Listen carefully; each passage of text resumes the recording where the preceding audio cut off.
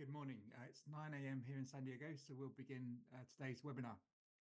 Today's webinar is on flexible receptor docking and screening in ICM. Thank you for your support of the webinars. My name is Andrew Ori, and if you have any questions after the webinar, please feel free to email and I can get back to you. This is the fifth webinar in the series. You can view the webinars, recordings of the webinars on YouTube. Please feel free to ask any questions using the questions and answer panel in Zoom. You also can request a 2-week free trial license of ICM. So today's webinar topics include why do we need to incorporate receptor flexibility in ligand docking and screening? An approach called 4D induced fit docking developed by Mosoft. How to generate receptor conformations. Hybrid partially explicit docking, where you have maps as well as allowing some side chains to be fully flexible. We'll show how to incorporate induced fit docking when using the ligand editor. The ligand editor was shown in the first webinar in this series, so it enables you to do lead optimization. So you can design ligands inside multiple receptor conformations. And also we'll discuss how to use the SCARE method, which is a dual alanine scanning refinement method.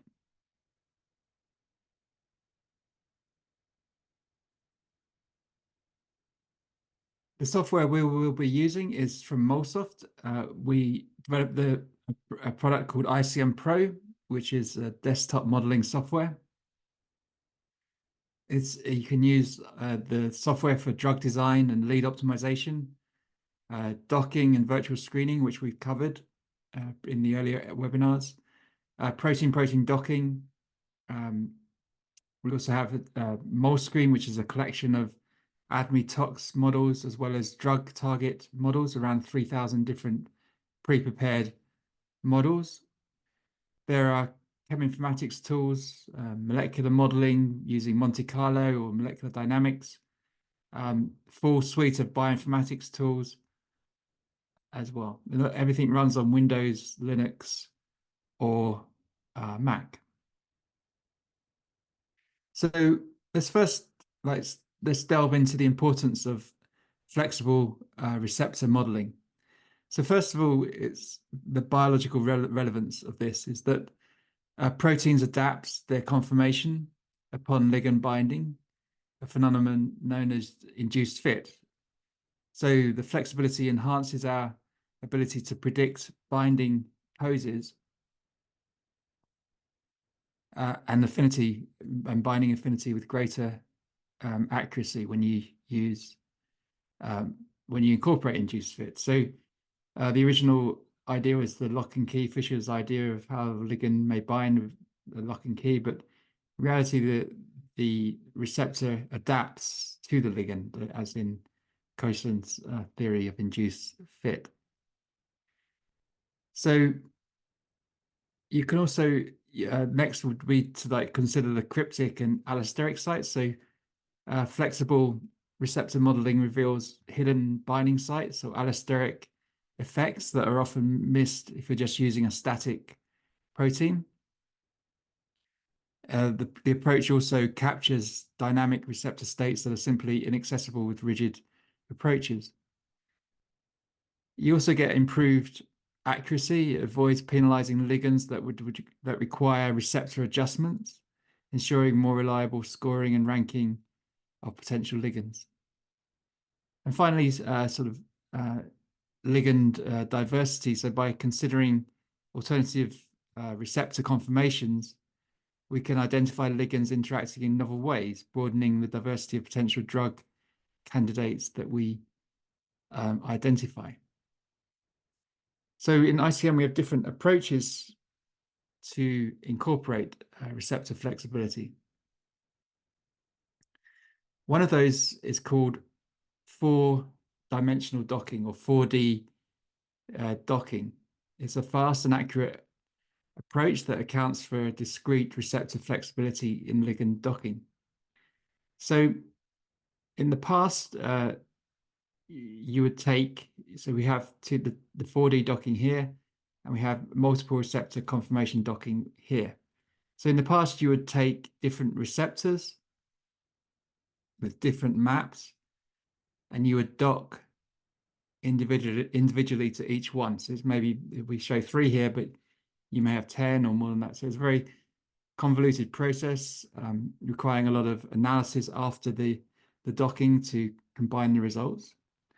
But with 4D docking, you can combine all the maps into one single map, and then dock to that one single map. So you incorporate the receptor conformations of different receptors using this approach.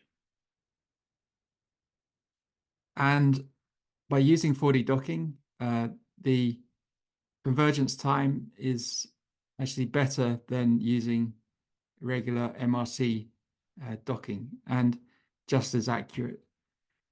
The paper that describes this approach is here. I can send it to you if you're interested in reading more. So 4D docking, it's a direct incorporation of discrete receptor flexibility in grid-based simulations. So the receptor conformations are provided by the user as a conformational stack, and I will show you that stack in a minute.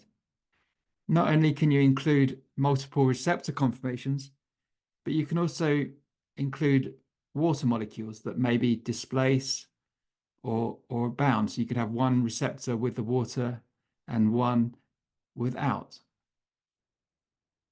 All the grids are stored in one together as a 4D grid. And this is kind of like the 4th dimension that is the receptor conformation.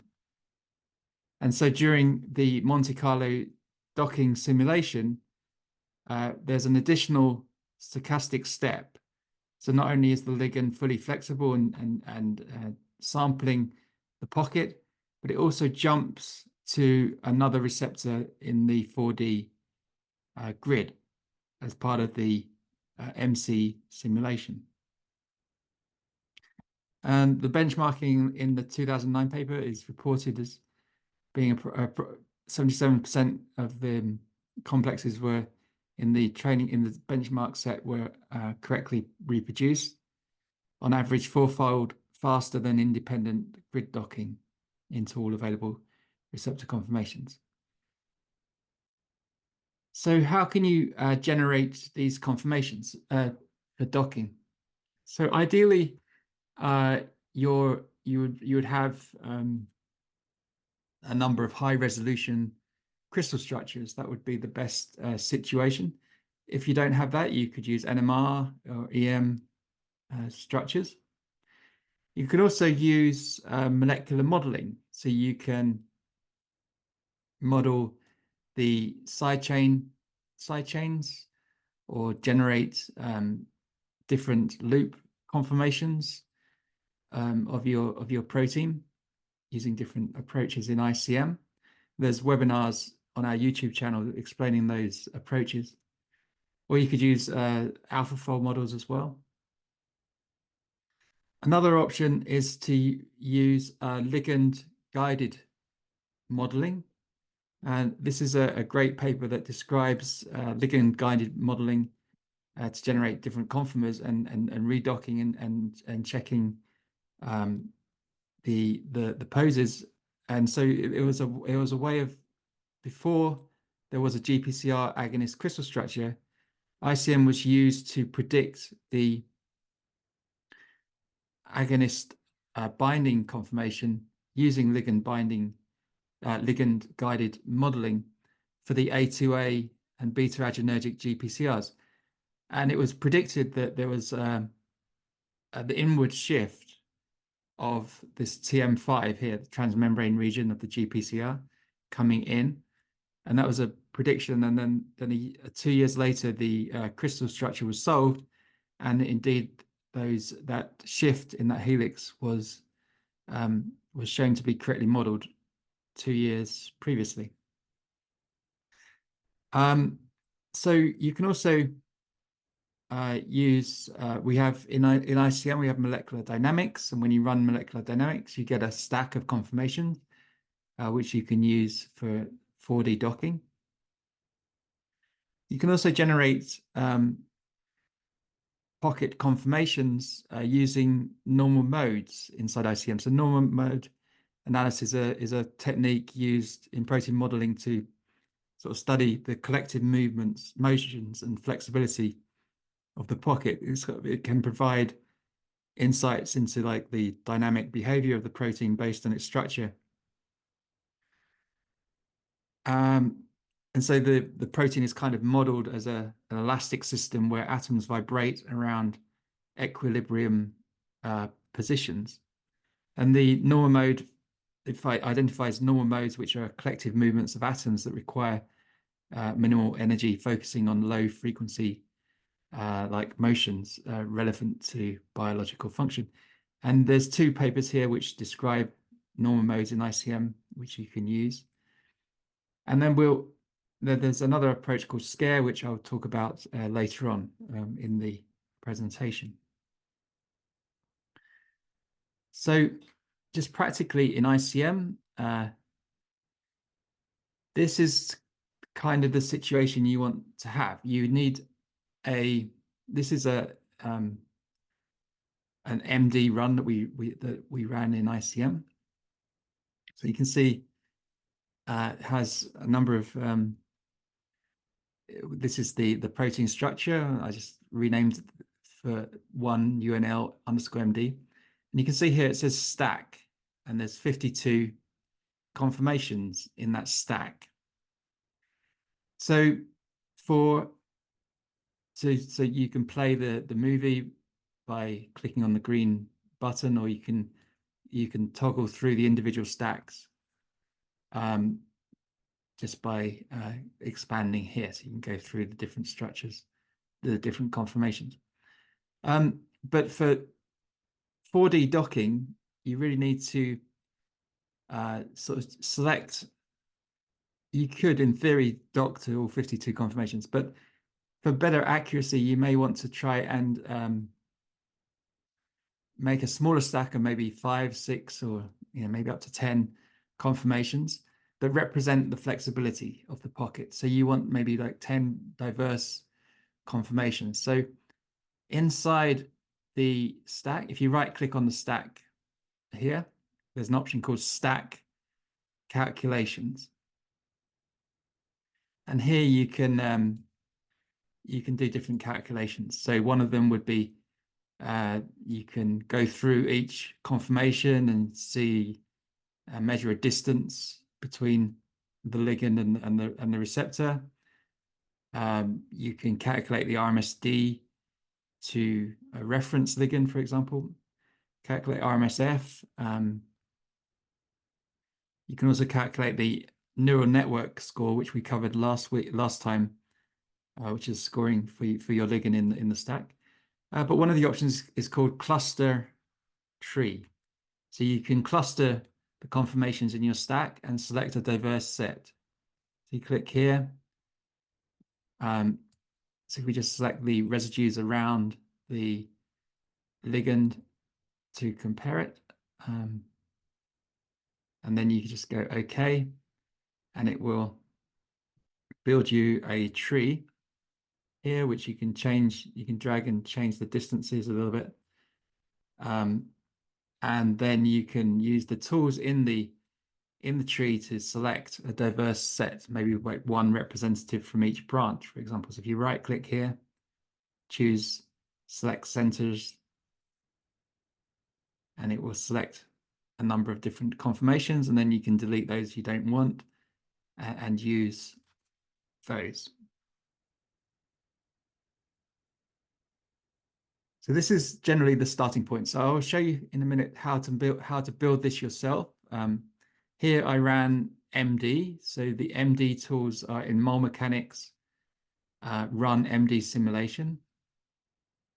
So you just read in the ICM object, you surveyed it, the length of simulation. The normal mode analysis tools are here as well. In the mole mechanics, so generate normal modes if you wanted to try and do that is it's relatively quick if on this fast option.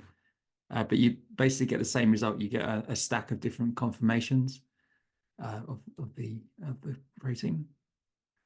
So I'm going to go back to the slides, and so in this webinar series, we've been looking at the EGFR tyrosine kinases, which are part of the ERB family, with HER2, HER3, and HER4. And EGFR plays a key role in cell cycle progression, differentiation, and cycloskeletal rearrangements. We discussed before the common mutations in EGFR, including deletions, and we've been looking at some of the first generation EGFR inhibitors, which bind at the ATP binding site. So the ATP binding pocket of EGFR can be divided into regions based on ATP's interaction with key amino acids. So these include the hinge region, which binds the adenine of the ATP, and the solvent accessible region, which binds the sugar and phosphate groups.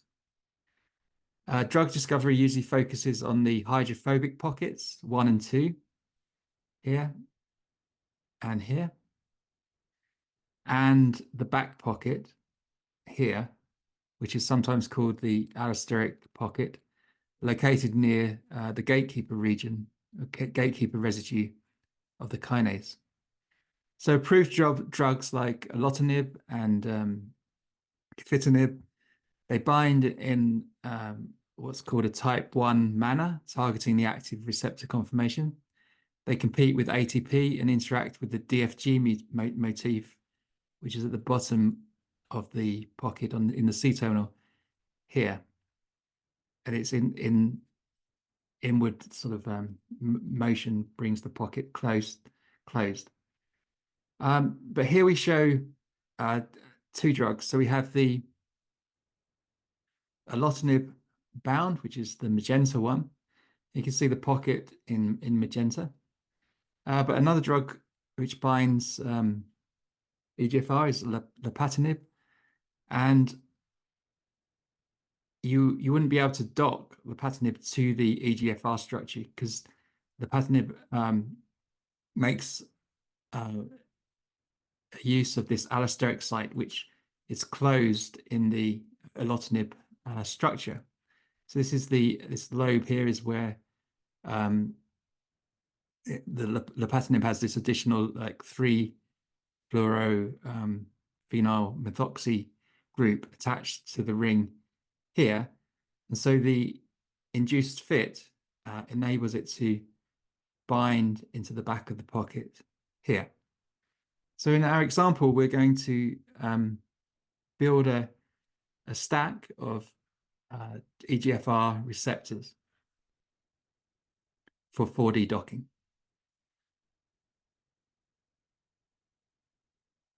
Let me load that. Okay, so I read in earlier by using the search button here. I read in 4 EGFR receptors. You can use more, obviously, but just for this example, we're going to use 4. So we have erlotinib in 1M17. We have gefitinib 4I22 and 2 other structures here. So we'd like to, for our virtual screening, to identify new EGFR inhibitors, we're going to incorporate these 4 structures into the docking, into the 4D maps. You can see in the graphical space that they're not superimposed. So first we would need to superimpose these structures. So we can do that by different ways. So one way is just to click here, hold Command or Control on Windows and select them. Go to the Display tab and choose the this button here, which is the superimpose button. So you click on that and it superimposes all the structures. So as I showed with the MD, we need all the structures in one single object for 4D docking. So what we're going to do is we're going to convert the first one, 1M17 here, to an ICM object, and then we're going to place the other 3 receptors into this one object. So I'm going to first convert this to an ICM object, right click, choose Convert PDB. I was going to delete all waters. I'm going to replace the original. We went through these steps before, so I'm going to go quite quickly through that. And this will convert it to an ICM object. So now you see it says ICM here. And so we're ready to go. So we're going to dock to this protein, but we're going to add the other structures. But first, I need to move the ligand out of the pocket. So I choose, this is the alotinib inhibitor. So you right click on here and you choose Move from Object. And it's going to rename it as alotinib.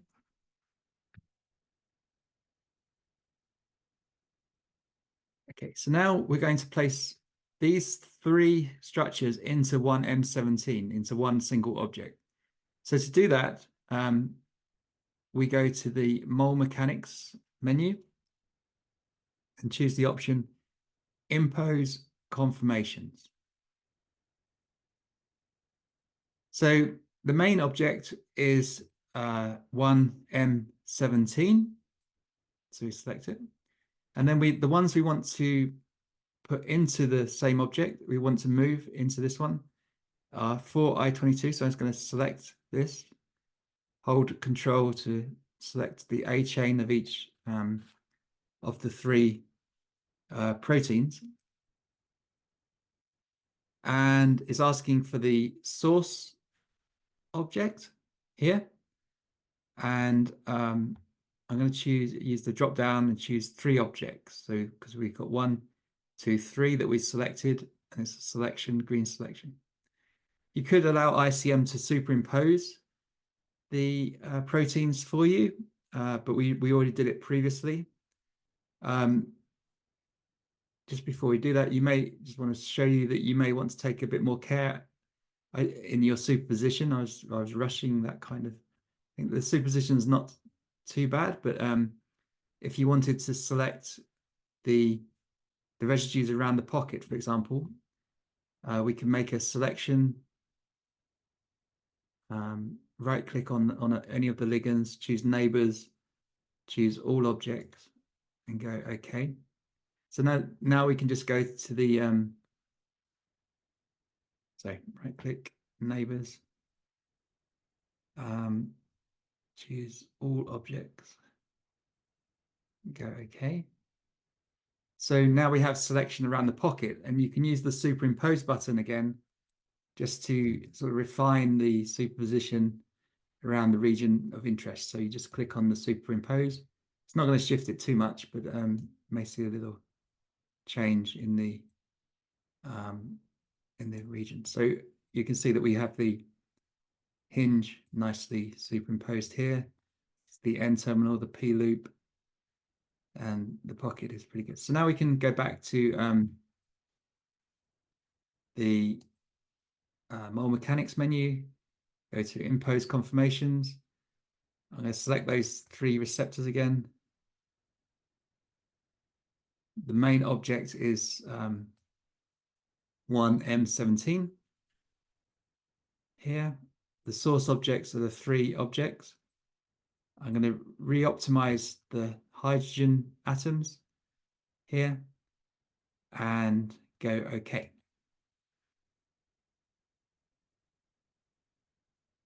So now you see in the 1M17 object, we have a stack of conformations. It says 4 conformations, and it's all embedded in 1M17. So now we can use this structure for docking. We could rename it if we wanted to, and call it EGFR stack or something. Going to, just for clarity, undisplay the other ones. So we also have, again, like with the MD structure, you can expand here and just toggle through each conformation like this, or you can play the movie like that.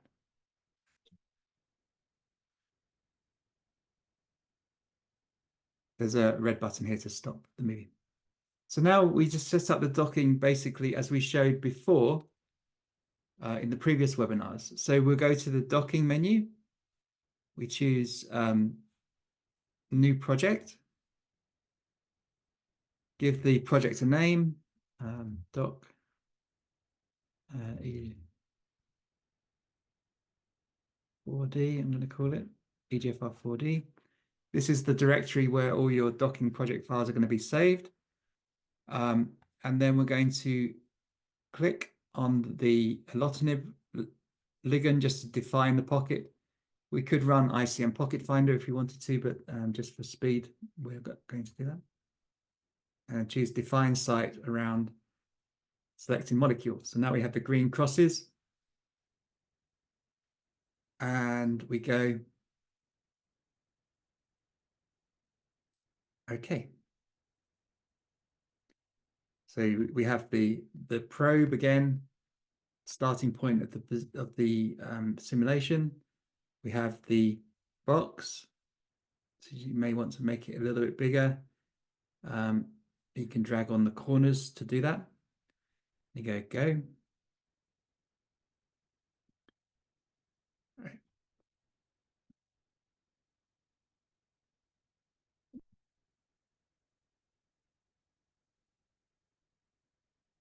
So the maps are made.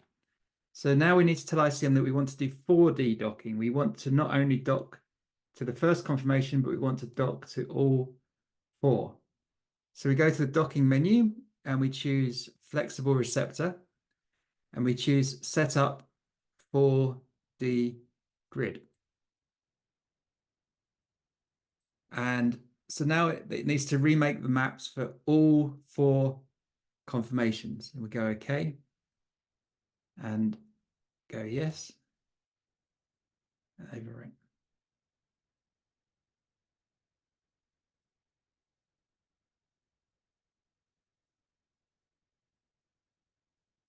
You can see it flipping through the different conformations as it's making the maps.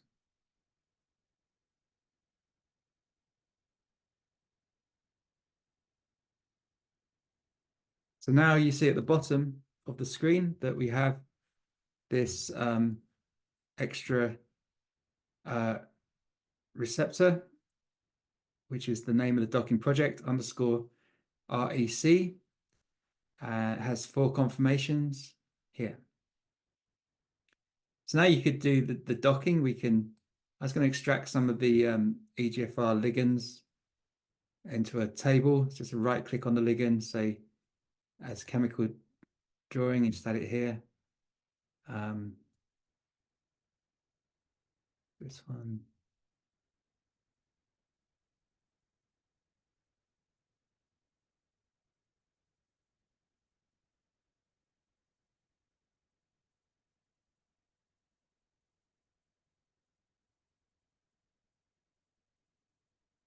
So yeah, I want to append it to the same table, which I didn't do.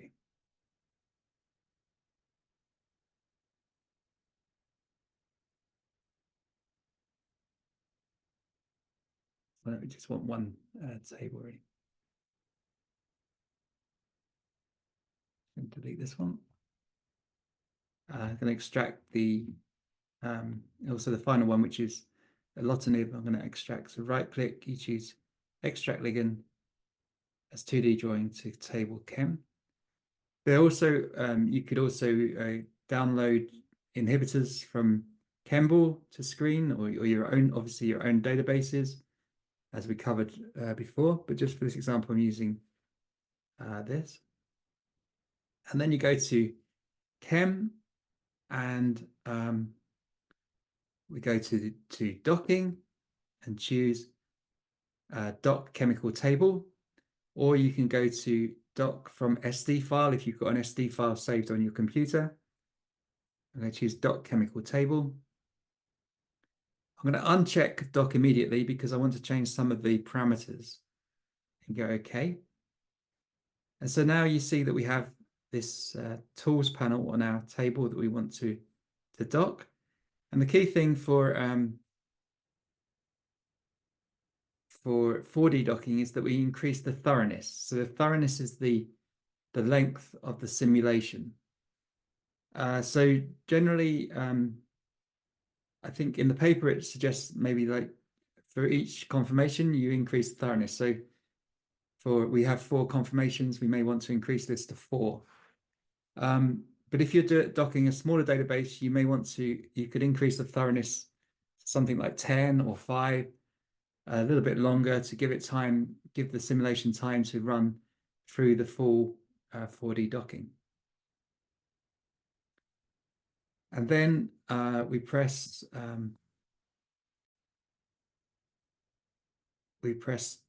dock, and it will dock to those 4D maps.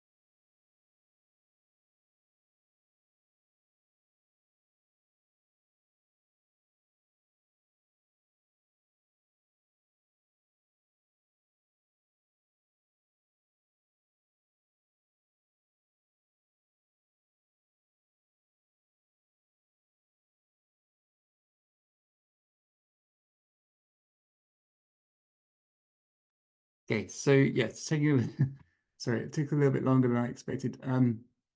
So I have the results here, and I will load those instead of waiting for some. So we go to File, and then we'll choose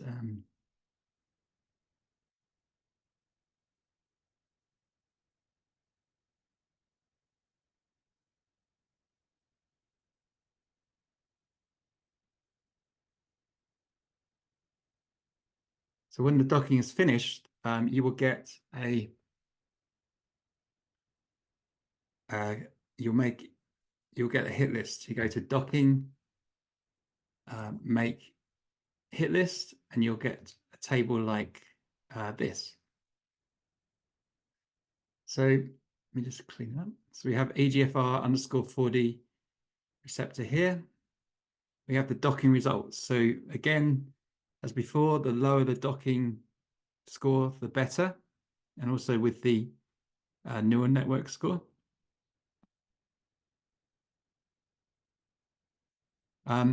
So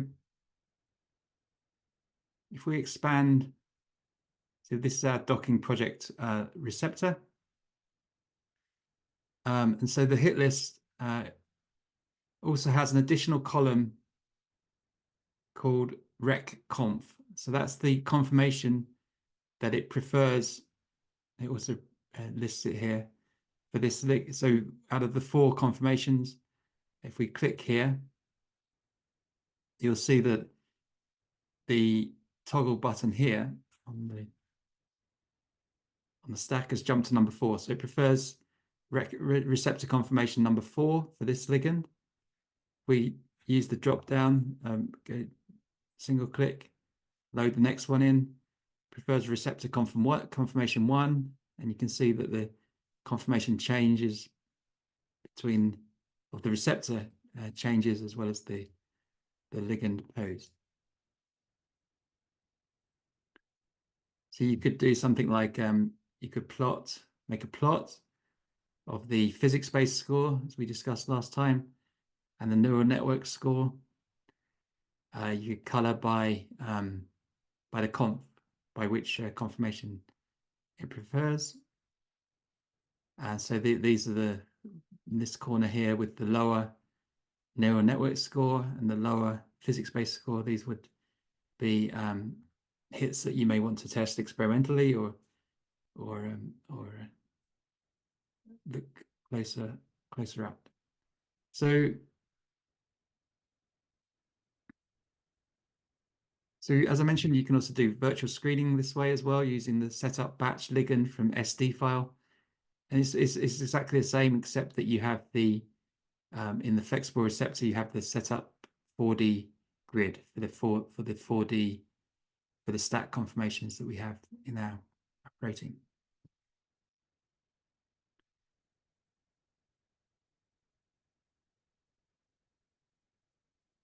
Another flexible docking receptor docking option there is to what we call hybrid partially explicit docking.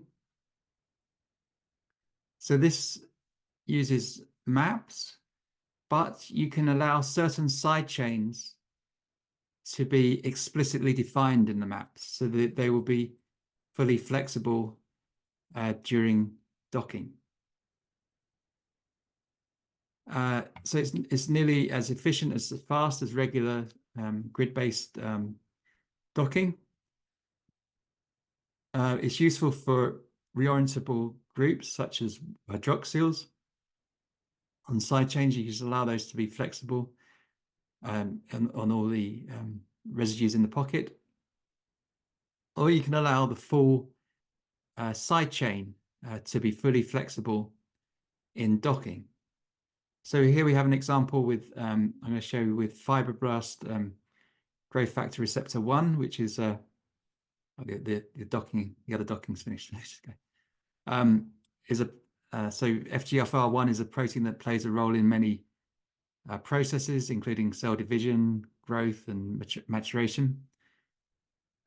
Mutations in the FGFR1 gene can cause the protein to become overactive, leading to cells growing and dividing too quickly, and it's been found to be one of the causes of lung cancer and breast cancer. And so there are a number of inhibitors that have been developed for FGFR1, and we'll see that one of the key there's one key residue that sort of flips in and out of the pocket to allow these inhibitors to bind. And so when we look at the structure, we'll see if you just dock to the apo form, this lysine residue is in the pocket, so you won't be able to dock any of those inhibitors to the pocket unless you incorporated some kind of receptor flexibility. So let's just have a look at that example.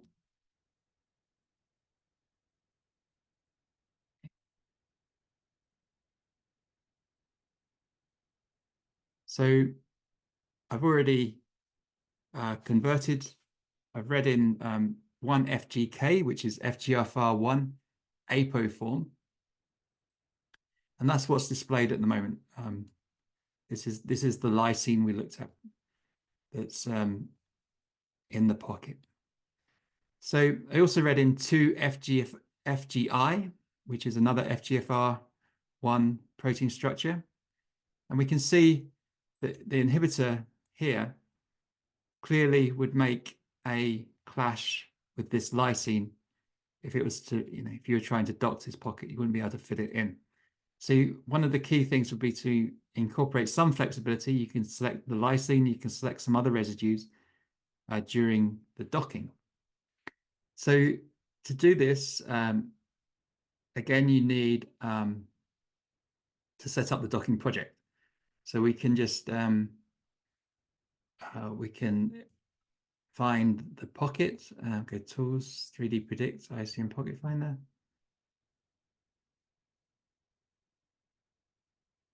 And yeah, so this is the APO site. So we set up the docking project in the same way as before. We go to docking, new project. I'm going to call it FGFR 1 flex. The receptor object is 1 FGK. I've converted the X-ray to ICM as we did earlier. And I'm going to say define site around mesh, the FGK3 pocket here.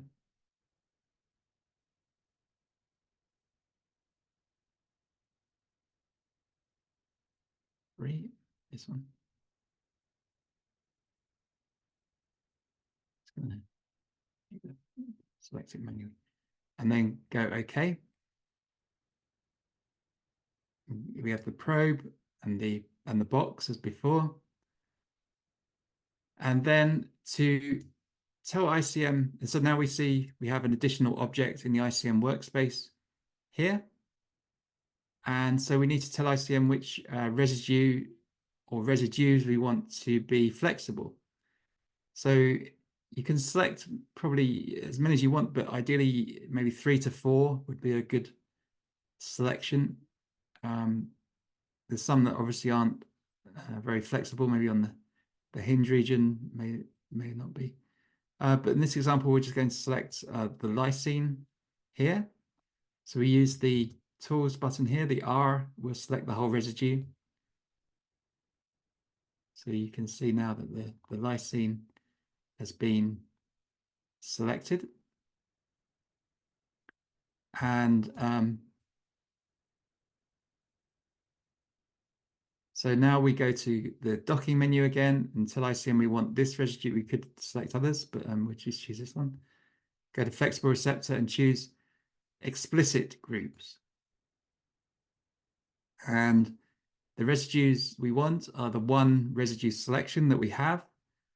We want the full side chain to be flexible during docking, or if you had, you can also choose hydroxys and waters here. And so we go OK. And then you need to remake the maps because this region with the lysine is not going to have a map. It's going to be explicit. So you go to remake receptor maps here.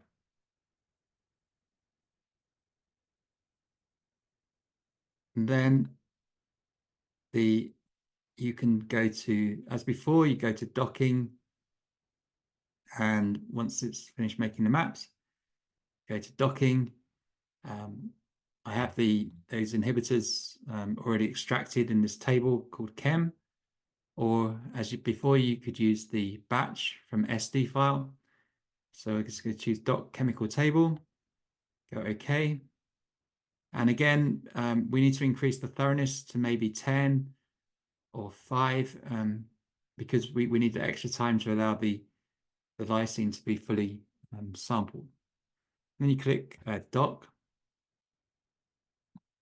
and I'll show you the results rather than wait.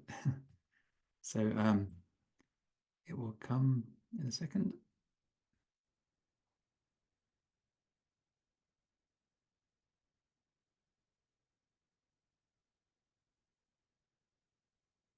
So as always, you get the hit list. So we have a table at the bottom here called ChemDoct. And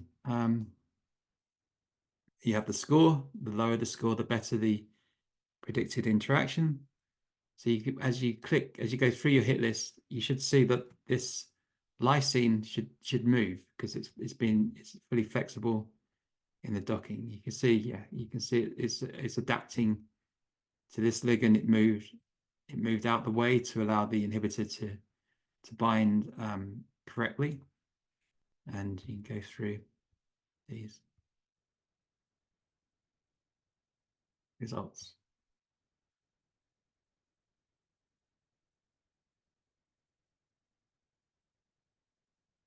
Okay. You can also do, so this is using the docking menu that I've showed, but you can also use the 3D ligand editor, which was in the first webinar, for 4D docking or for flexible receptor docking. It's kind of the similar approach. We go to, let's just get an empty session. So if you do this, it means that you can optimize your ligand in multiple receptors, make designs and see the effect of those changes on the receptor and the predicted binding. So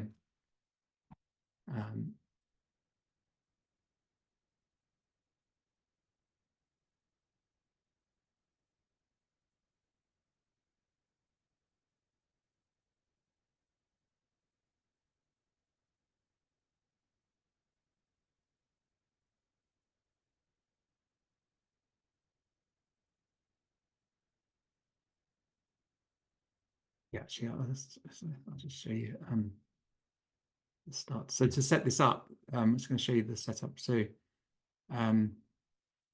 you would read in the structures that you want, as we did for 4D docking. I read in 4 different kinases, and then to set up in 4D maps for the ligand editor, first we need to superimpose, as we did before. Superimpose them. I'm going to just delete I just want the protein structures. I don't need the other molecules. I could delete the waters and do that.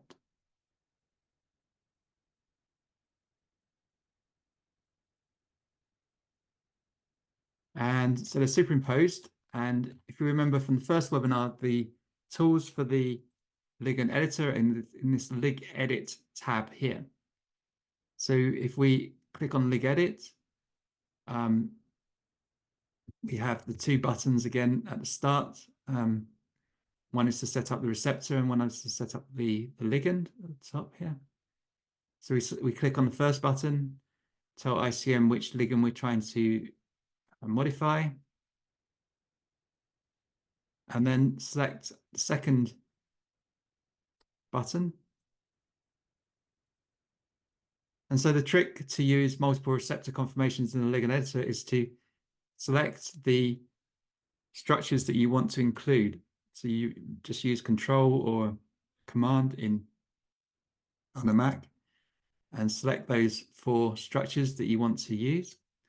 And then rather than using one single object, we're going to use the click down button and choose selection for objects.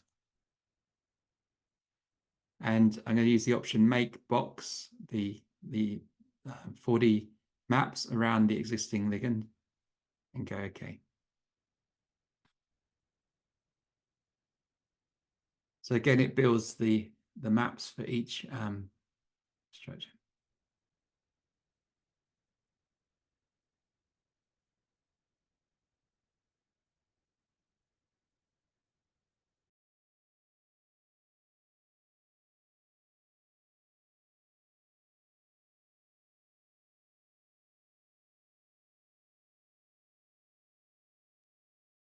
Okay, once those maps are made, you'll see that they are actually in the ligand editor. They actually load the maps into the ICM rather than saving it in a directory. So you can see it says 4D, so you can check that there's actually got the 4 different maps. And when you have 4 different receptors, they'll be listed in this drop-down panel here. So you can use this to toggle between each one. And then you can evaluate the score for each one as well. And if you're going to dock, so if you remember from the first webinar, you can make changes to your ligand. You can delete groups. We can add that 3-fluorophenyl methoxy group that was in lapatinib. This is gefitinib here, so we can delete this group. We can build. This is the allosteric site we were looking at in the 4D docking. So you can build additional groups here and then see the effect of those changes on the scoring. To redock, so this is not going to fit in this version of the pocket because it's the kind of closed one. But if you remember from the first one, XKK is the one where the pocket extends beyond here. So you have the full, you have this extra region here to build into. So you could start making modifications and then you can redock to 4D if you redock using 4D docking. If you click and hold on the docking button here and choose the option redock in multiple receptors, and it's going to redock that ligand to all 4 receptors, and you'll see the score that change as you do that. Okay. So the full suite of tools are in the ligand editor, such as you can do group replacement, so you can screen large number of substituents at certain points. You can do isotope scanning, core replacement as well in 4D. But I just wanted to finish by showing you this method that's available, which it's called SCARE, Scan, Alanines, and Refine. So it's a method for ligand docking to flexible receptors by basically opening up the pocket to allow more to sort of get rid of any steric clashes or and model the induced fit. So typically steric clashes are resolved by induced fit, which actually only involve like 1 to 2 side chains in general. So this method basically opens up the pocket by mutating to alanine, certain residues, to allow space, and then you redock. So grid docking is performed to multiple versions of the binding site generated by a systematic replacement of various pairs of side chains by alanines. So you get an ensemble of structures with different replacements at different residues around the pocket. And then you dock your ligands to those pockets, you cluster those, and then you refine the pocket and rescore. So this would be a good method to use. For example, if you read in a AlphaFold model where maybe the pocket has collapsed, you can, or if you have an apo site where there's no ligand co-crystal, you can use this method to model that pocket. I'm not going to show you all the individual steps, but basically if you go to flexible receptor and SCARE setup 4D, you can run it. I can send the I'll put a link in the YouTube for the exact steps. It's a few steps. It takes a long time to refine as well, so it's not ideal for a webinar. But that option is available as well as a flexible receptor docking, and it's proved very useful in many different drug discovery experiments that we've done here at Mosoft and our customers as well. So just want to end there. Say thank you very much for your attention, and if you have any questions, please feel free to email me or ask questions through the Q&A here.